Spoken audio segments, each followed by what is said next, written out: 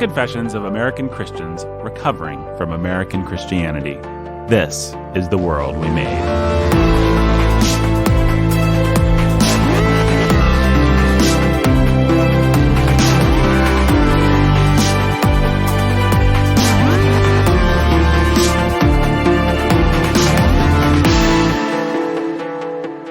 Everybody, welcome to The World We Made. This is Nathan Alberson, your humble and obedient host, joined by our good friend, Pastor Jacob Menzel. And today we are beginning on what a lot of parents tell me is the very scary topic of raising teenagers. This was an interesting conversation that we had with Tim. Basically, we started out by just talking generally about raising teenagers, and then we moved into talking about raising teenage girls, and then raising teenage sons, and then we closed out with some general thoughts again about just getting through those difficult years. What you're actually going to hear today is the first part where we're just talking generally, could apply to both sexes, and then we will move into talking about raising teenage girls. That's all in this episode coming up. Next week, we'll actually be covering teenage boys, and then we'll close out with some thoughts on teenagers in general, getting through those years. Yeah, and one of the main reasons we did this season on fatherhood is because we've had so many people ask us for more specific help with raising their kids and really raising their teenagers, because those years are very scary for a lot of parents. Yeah, we had more than one person ask for these episodes in particular, so let's get going here. So I just came out of the gate to Tim with a very broad question. You know, what do you think, Tim, about raising teenagers? And interestingly enough, the first thing that came to mind for him was the importance of touch.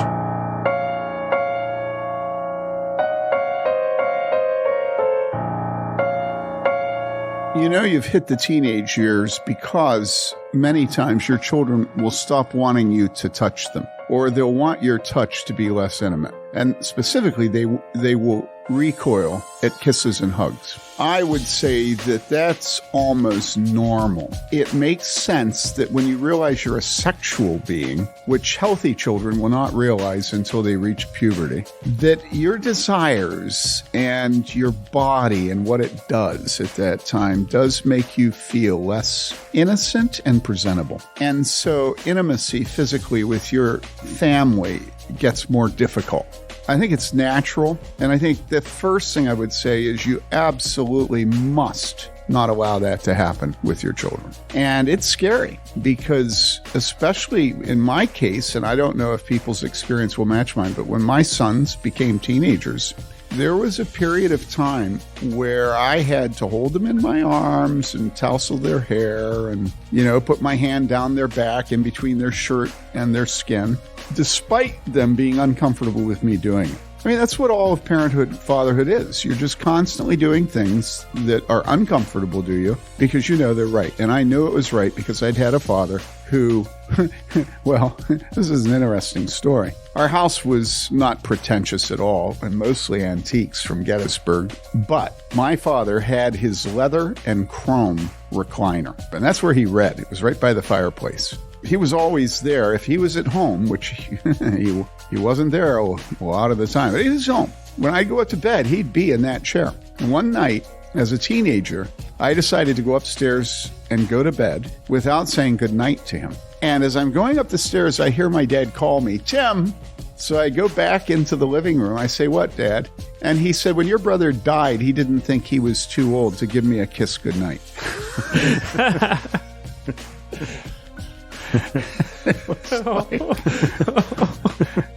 And of course, I went over to him and hugged him and kissed him goodnight and told him I loved him because that brother was gone and I was the next oldest son. And what I wanted at that point in my life more than anything else was to heal the aching, bleeding, gaping hole in my father's heart that death had left. Every time I'd pick him up at O'Hare when he got back from a trip, we'd just kiss. We'd stand there with our upper arms on each other's shoulders, looking into each other's eyes. Starched white Brooks Brothers suit and bally shoes, wonderful leather briefcase. My dad was as natty and urbane as they came. And father and son, we were never, ever ashamed. And in fact, the final thing that happened between my dad and And he was up at Mayo where he was going under.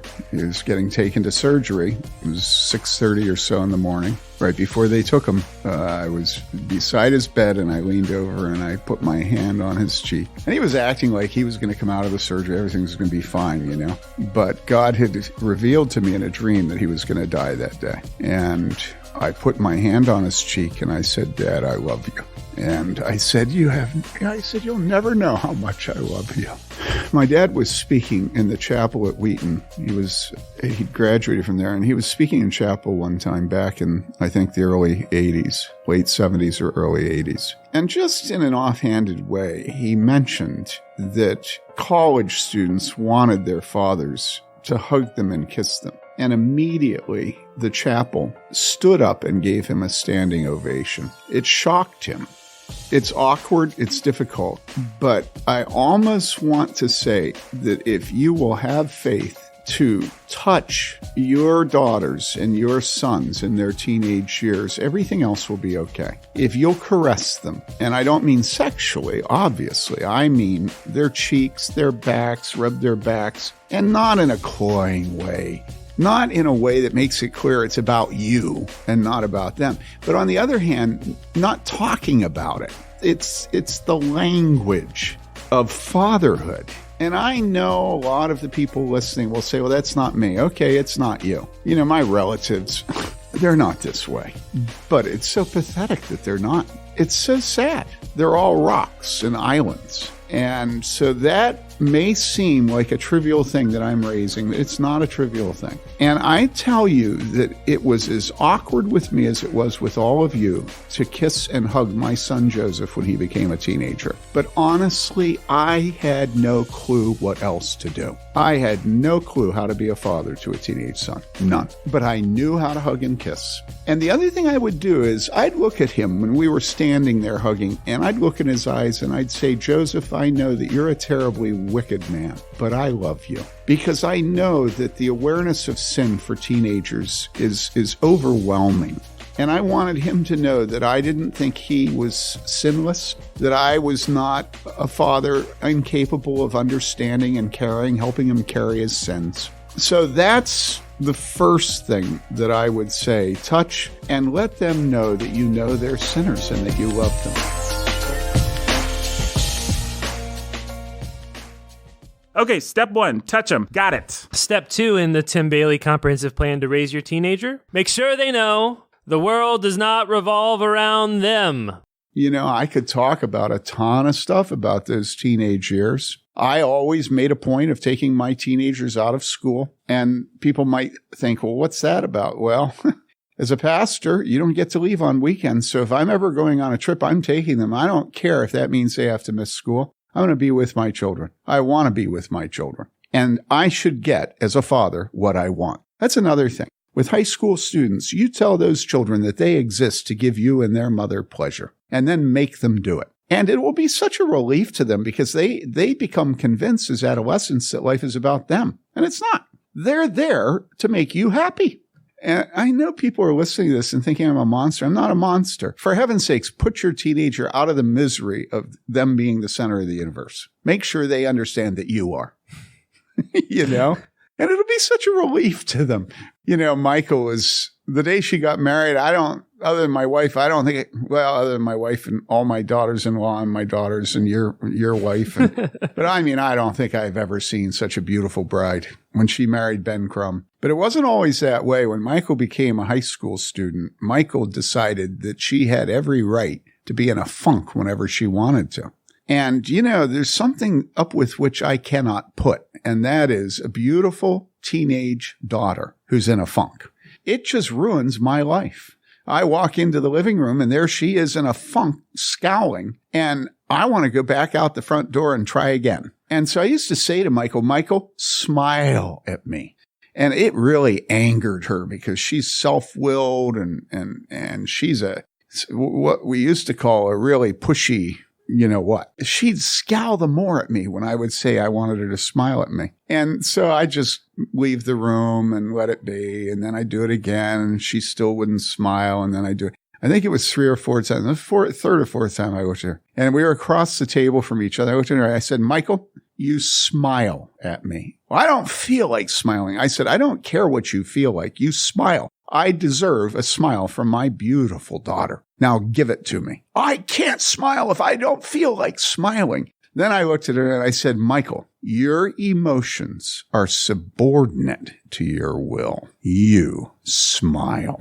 And she managed to pull out something approximating a smile. And Michael now works with young women in this church, and I'm understanding from her that she has more than once told young women that story, or has simply told them, your emotions are subordinate to your will. And I think that's one of the things that we can teach our adolescent children, that again, it's such a relief to them to have somebody explain to them that they don't have to be in the bondage of their emotions. My mother used to say to me all the time in the kitchen, I'd be in a funk, and she'd say, Tim, forget your emotions. You can't depend on your emotions. What has God said? Thank goodness I had a mother like that. Okay, so that's some general advice that could apply to all teenagers. Now we began to talk specifically about raising teenage girls. These are, of course, very delicate and awkward years, and a lot of Tim's advice has to do with your daughter's growing understanding and awareness of her body and her sexuality and the insecurity that goes along with those changes. And so he talks about making your daughter feel safe and secure in your love for her, in your delight in her beauty. Otherwise, she's going to seek that out somewhere else. So The best way to make her feel safe is to make her know that you love her and think she's beautiful. Or, as Tim put it, I think it's very important for a father to mark his daughter as beautiful. Now, every young woman is not equally as beautiful, but honestly, there is almost no young woman who isn't beautiful.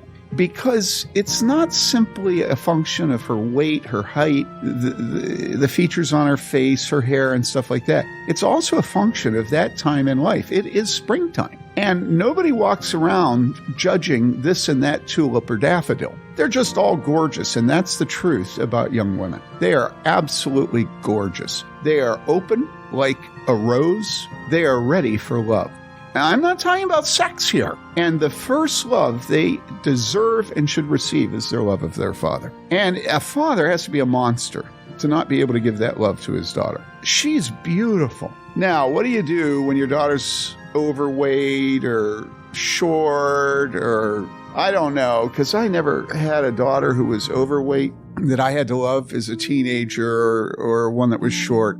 I did have 2 things that I did deal with. One was Michael, who's very tall, and when she reached adolescence, she began to slouch. And it's understandable because tall women realize that might not be an asset when it comes to finding a husband and somebody to love her. And so I always told her that she was to stand tall and never slouch. Never. Why? Well, my wife and I had a very dark entryway hall at our former house. And I mean dark. It had rooms going off it in every side, staircase up to the kitchen, staircase up to the living room, and a tiny little light. A few tiny windows at the top of the door and a tiny little light next to the door. That was the only light it got other than the light in the hallway. And for years, it was painted sort of off-white, but then we painted it, I don't know the color, but it was something like, I'm colorblind, but it was a deep purple, I think. Yeah, like a deep purple. And why did we paint it a deep purple? Well, we made a principle out of its ugliness. And I think that that's what I was trying to get Michael to see. That if she was apologetic and tried to, apologize or hide her height, it would really be ugly. Much more to make a principle out of a liability and carry it with dignity and pride, because that's how God made her. So that's the first thing. The other thing is, I had another daughter who will remain nameless, who had terrible acne when she was in high school. And when I would sit down at the table, I would say to her, so how are the pimples? I'd say it in front of the whole family. Well, in our home, everybody knew that Daddy never, ever was mean to them. Now, I wouldn't say that I can say I was never mean to my wife, and to my shame. But I don't have a mean streak with my children. So why did I comment on her pimples? Well, because I wanted to mark her for her pimples myself. I did not want anybody else to talk to her about her pimples because I had had pimples and I knew that despite how awful it is to have something pussing on your face, that those years are quickly gone and they'll leave no trace for most of us. And that it's an indignity that will leave and that it's not substantial.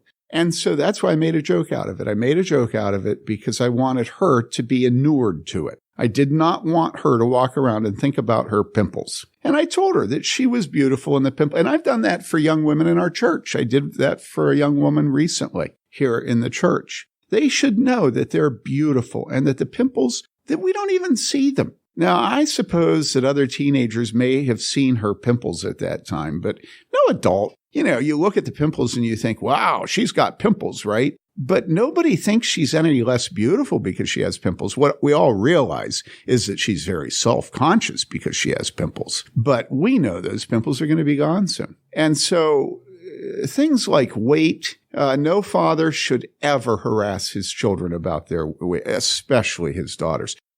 I guess it would be okay for a father to harass his son about being obese. But look, God has given us the bodies he's given us. And I am so tired of Christians thinking that they are talking about holiness when they talk about dieting. It is true you shouldn't be a glutton. It's true that there should be discipline in all areas of our life. But that's not what most of the focus on dieting and weight is in the Christian church today. And I abominate it.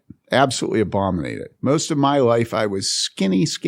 My wife is skinny. Now I'm heavy. I'm probably 50 pounds overweight, but this is not my attempt to assuage my guilt. I do not believe that any young girl who is overweight is helped by her father making comments about her weight. So it's very different from pimples. It's probably the central thing she has anguish about her whole life. And what he needs to do is treat her as beautiful as he thinks she is. And my goodness, we all have known so many people in our lives who are overweight and are absolutely the delight of our lives. A disproportionate number of the men that I've been closest to in my life are overweight. And why? Well, there are good things about being heavy.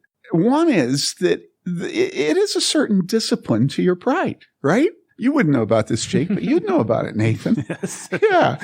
And so I think fathers have to be very, very careful on the issue of weight, that they do not send a message to their daughter that she is not going to be able to get married and nobody's going to love her because of her appearance. I admit that I had beautiful daughters, but who knows? Maybe some people thought my daughters were ugly. But I mean, for heaven's sakes, there's nothing as beautiful as a teenage woman.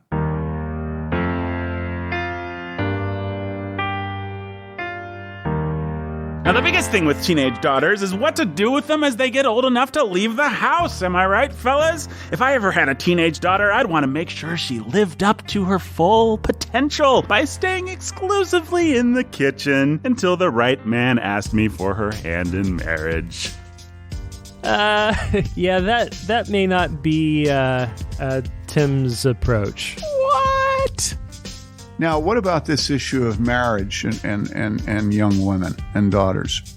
First of all, I'm absolutely opposed to fathers and mothers who teach their daughters that they should not leave the home until they get married. That is just so stultifying. It's not what my godly mother-in-law had. It's not what my godly mother had. And how pathetic for a young woman to never be able to get away from her mother and father until she has a husband. That's so sad. And people say, well, what about in Scripture where you see? And I say, look, you don't have a clue what you're talking about Scripture. Scripture, you had villages, you had extended families, you had kingdoms, you had cities, you had fields, you had workers in the fields. The idea that, you have a chicken coop and a double wide and I'm under my father until my husband comes along. It's so pathetic. Why would Christian faith cause us to be even more fearful than our neighbors about the well-being of our children? It's awful. So I'm completely against that. And if you think I'm strong against that, you should have my wife in here and listen to what she has to say about that.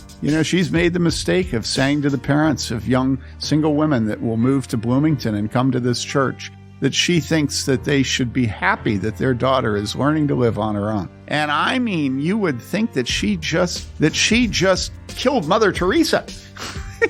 when she says that to him. And these poor women. Oh, it's so sad. So no, I don't believe in that. I do believe that when a father gives away his daughter in marriage, that he transfers authority over that daughter from himself to another man. That's what happens there. But that doesn't mean that she has to live under his roof. Now, what about when a daughter is in high school and wants to marry her high school sweetheart? Because this does happen at times. Well, one of our daughters, we saw her walking with a young man at a church campout one time, and we told her immediately, as soon as we had her alone, that she was not to look at him, talk to him, or have anything to do with him until, I want to say 3 or 4 years. And she honored that. And she had to honor it because we were her parents and she was in junior high school. And we would not have tolerated disobedience on that. And we would have known, okay? Well, then the years pass and he's graduated from college and she's going into college. And she has a National Merit Scholarship. She's bright. She's evangelistic. She has flair. She's living in the dorms and being a witness. Did we really want her to marry and to quit school? No. Why not? Well, because I wanted her to show the world how smart her mother and father were. I wanted her to show the world what a Bailey could do. That's just the truth,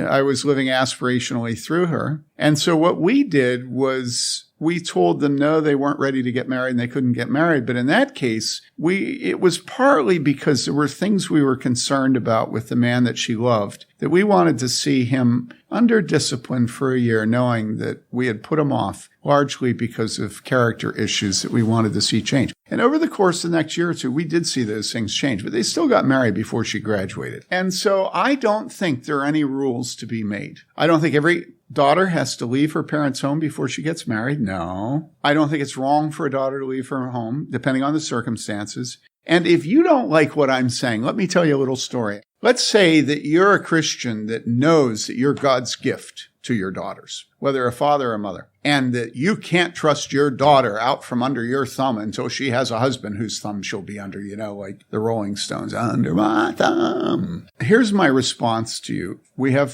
friends, although they're somewhat distant friends, they're not in this church, who homeschooled all their kids and raised them and were doing everything right?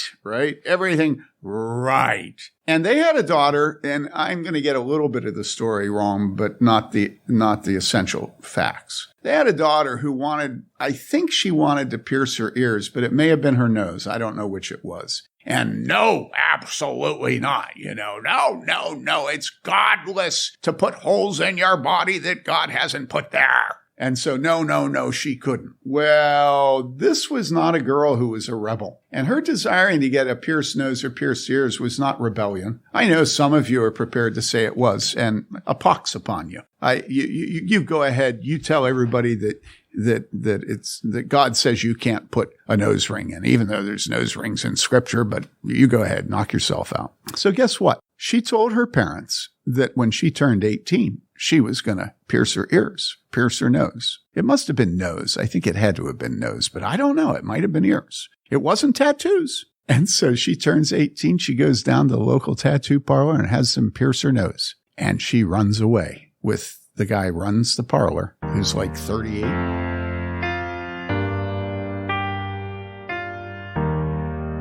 Knock yourselves out. You keep them under your thumb. You tell them that they should never desire anything other than to be under their father's house and then their husband's house. And you just see what happens. That's not how God's made children. God's made children, and I'll end with this. I can't do it because it's voice and it's not physically, I can't show you, but I will often say to parents, look, this is your goal in raising your children. And I'll be right next to them, whether it's a man or a woman. And if it's a man, I'll take my hand and I'll put my hands on his belly. And I'll say, when God first gives you your child, he's in there. He's in your stomach. And then pretty soon he comes out. And then he's at your breast. And then pretty soon he's toddling and he's holding on to your pinky finger. And then pretty soon he's toddling on his own and falling, and you go and pick him up. And I go through the years and I say, look, in high school, your child in junior high, and I grab their elbow and they grab mine. And then I grab their forearm and they grab mine. And then I grab their hand and they grab mine. And then I grab the ends of fingers and they grab mine. And then I have one little tip of my index finger on there, and I say that is what you're to do with your child. You are to raise your child so that when the day comes that fingertip is no longer touching, you can trust your child for you to die. That's the goal. The goal is to make yourself expendable and to die at peace with God, because He has shown you that your children are going to carry on the Church of Jesus Christ and a home that lives to serve the bride of Christ and to love her.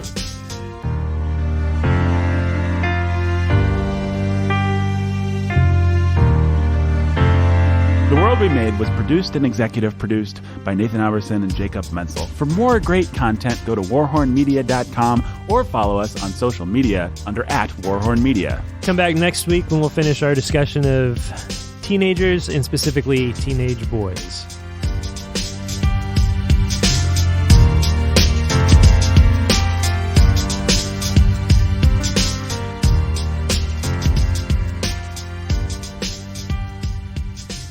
Hey everybody, if you enjoyed today's program, be sure to go to patreon.com/Out of Our Minds, where you can sign up to support Out of Our Minds, which is the home for the writing of Tim Bailey and many others on our very own warhornmedia.com. It's also the home of this very podcast. Also, be sure to listen to me and Jake's other podcast, Sound of Sanity. Each week, Jake, myself, our beloved engineer Ben, and the kooky denizens of Sanityville take you on a kaleidoscopic comedic journey through sex, family, church, culture, and pop culture. There's skits, songs, debates, and some good old-fashioned preaching, all designed to remind you that you, Christian, are the sane one. It's them that are crazy.